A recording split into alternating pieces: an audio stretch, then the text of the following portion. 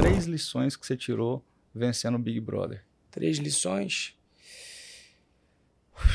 Vamos lá. Só contar aqui um contexto pessoal.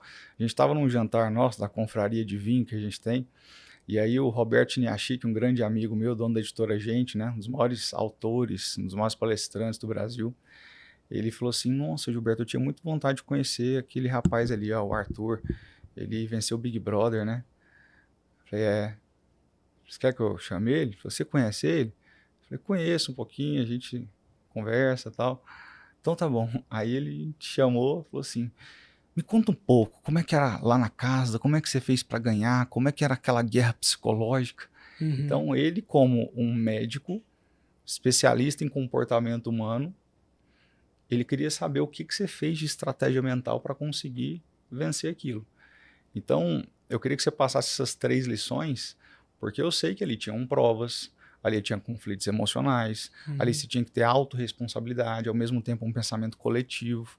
Então, como é que foi para chegar até a vitória? Assim? Tá. Bom, primeiro, eu tive logo de cara, eu tive o entendimento que o jogo não era com as pessoas, era com o público. Né? Então eu comunicava o tempo inteiro todas as minhas atitudes, todas as minhas ações, todos os meus passos eu dividia com o público.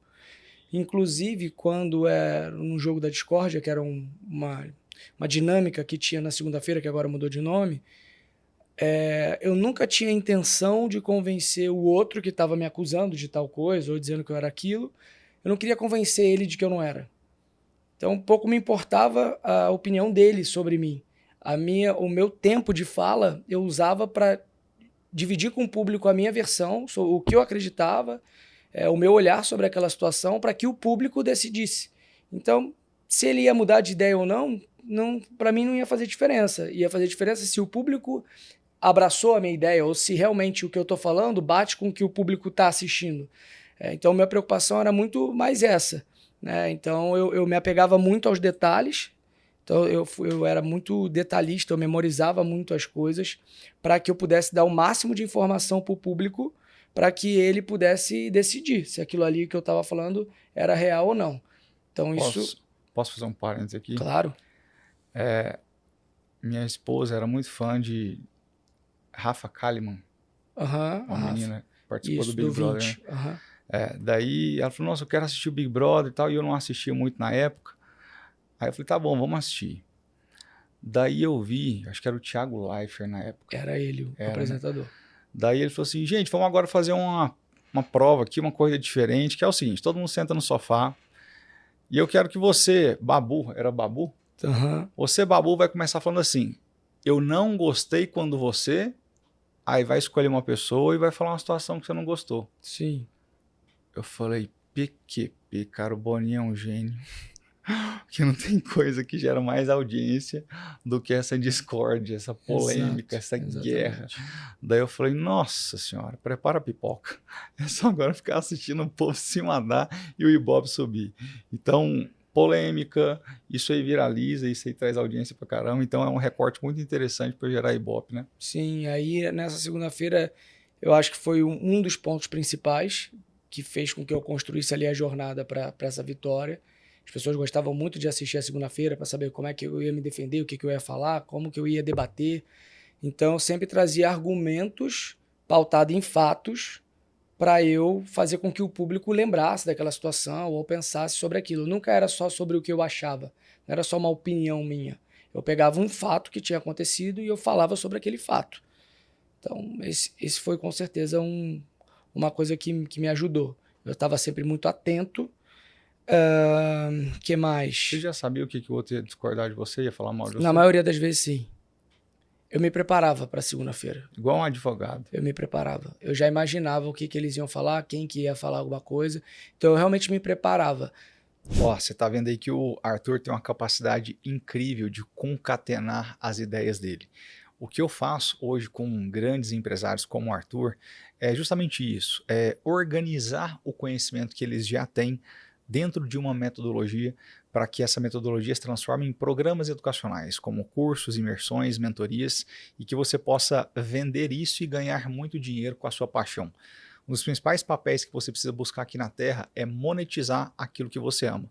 E educação é uma paixão de muita gente. Se você também quer se tornar um mentor de sucesso e vender a sua educação, clica no primeiro link aqui da descrição e conheça o Programa Mentor de Sucesso, que eu preparei com muito carinho para você que quer vender o seu conhecimento através dos canais digitais. Clica aí. Todas as coisas que eu fazia na casa, eu me preparava para fazer. Então, se tinha prova, por exemplo, tinha prova depois da festa, na festa eu ficava mais tranquilo. Nem ia me desgastar na prova, na festa, porque eu não sabia como é que ia ser a prova no dia seguinte. Todos os dias a gente tinha um raio-x. Então, você tinha 1 minuto para poder dividir com o público qualquer coisa, falar, mandar beijo para a família, o que você quisesse fazer. Era 1 minuto seu, que ia ficar gravado, ia ficar lá no G-Show, e as pessoas iam poder ficar assistindo aquilo. Então, todos os dias no raio-x, todos os meus raios-x foram pensados. Todos. Então, antes de eu ir, eu acordava, eu pensava, cara, hoje eu vou falar o quê? Eu vou dividir vou falar o quê? Vou comentar o que aconteceu ontem, vou falar o que eu vou fazer hoje, vou falar a minha estratégia da semana. Então, eu sempre era muito intencional na minha comunicação. Planejamento. Tá, então... Ótima lição como empresário. Eu era muito, como é que eu posso dizer? Muito atento. Eu acho que isso a minha veia artística me proporcionou essa qualidade da observação. Então eu sempre prestei muita atenção em tudo. Eu presto muita atenção em tudo, mas na casa principalmente. Na segunda semana que eu entendi que iria ficar numa dinâmica de ficar me chamando e falando, apontando coisas que não tinham acontecido, dali pra frente eu comecei a prestar mais atenção ainda. Por isso que eu lembrava dos fatos. Porque eu já sabia, quando acontecia alguma coisa, eu falava, cara, segunda-feira ela vai falar sobre isso. Como uma situação que teve lá. Eu tava conversando com uma pessoa e aí eu tava falando da Juliette. E essa pessoa pegou o bonde andando e falou que eu estava me comparando com a Juliette, coisa que eu jamais faria, porque eu não sou burro de fazer um negócio desse. E aí ela pegou aí ela debateu, discutiu comigo, eu tentei explicar para ela que não era, depois eu desisti, e na segunda-feira ela trouxe esse fato de novo. E aí eu vim pontuando toda a história, agora eu não lembro exatamente como é que foi, e aí eu joguei a pergunta para outra pessoa que estava comigo, para ela validar. Aí ela validou, falei, não foi isso que eu falei? Ela falou, assim, aí pronto, eu já desmontei a história dela. Para quem não assistiu, a história já estava desmontada. Leia o livro As 38 Estratagemas de Schopenhauer.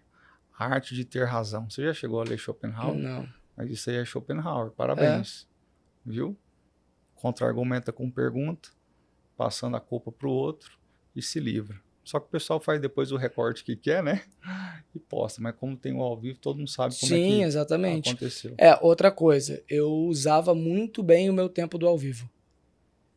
Então, eu aproveitava cada segundo para eu falar, porque eu entendi desde sempre, eu já assisti o programa, e eu sempre perguntava, cara, por que as pessoas não usam ao vivo da maneira correta? Porque pensando no programa, o tempo do ao vivo é o maior tempo de tela e de fala com o público que você tem no programa inteiro.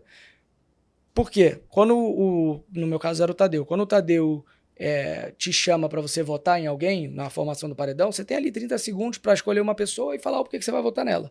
Quando você tá no paredão, você tem 30 segundos para você poder se defender. Agora, no jogo da discórdia, se você está sendo chamado o tempo todo para estar no meio, para estar sendo acusado ou participar da dinâmica de alguma forma, você está tendo muito mais oportunidade de fala. Então, em vez de você ficar remoendo, reclamando do que está acontecendo, é a sua oportunidade de falar. Entendeu? Porque se, pensa, 10 pessoas falaram de você, cada pessoa teve 1 minuto para falar, um exemplo. Eu tive 10. Então eu sempre olhei para o outro lado. Tipo, era ruim estar ali? Psicologicamente falando, era, porque, desgasta, né? Toda semana a mesma dinâmica ali de você estar no centro. Mas por outro lado, e eu falei isso no jogo, falei, como ser humano, para mim, a segunda é péssimo. Me faz me sentir mal. Mas como jogador é ótimo, adoro. Se quiser me chamar pode me botar lá no centro. Porque eu pensava diferente. Eu pensava, quanto mais me chamarem, mais fala eu vou ter. Então, mais tempo para eu comunicar para o público o que eu quero, melhor. Porque eu sabia que eles não tinham um storytelling de início, meio e fim construído na cabeça. E eu já tinha. Então, eu me preparava mesmo. Todo jogo da Discord, segunda-feira, antes do jogo, eu dormia à tarde.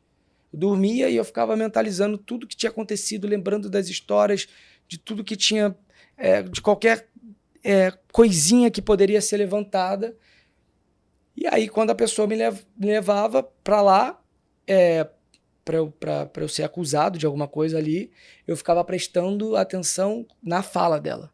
Legal. Então, apesar de eu ter um storytelling já montado, é como se fosse assim, cara, ó, eu tenho isso aqui na minha bagagem. Se eu precisar, eu uso. Se eu não precisar, eu não uso. Tanto que eu nunca, no jogo da Discord, eu nunca fui o primeiro a falar. Eu sempre era o último. Porque eu pensava assim, tá, eu já sei o que eles têm para falar, mas eu só vou falar se eles falarem. Eu não vou levantar uma pauta sem necessidade. Então eu ficava lá. Aí conforme você me chamava para falar de mim, eu ficava prestando atenção em tudo que você estava falando.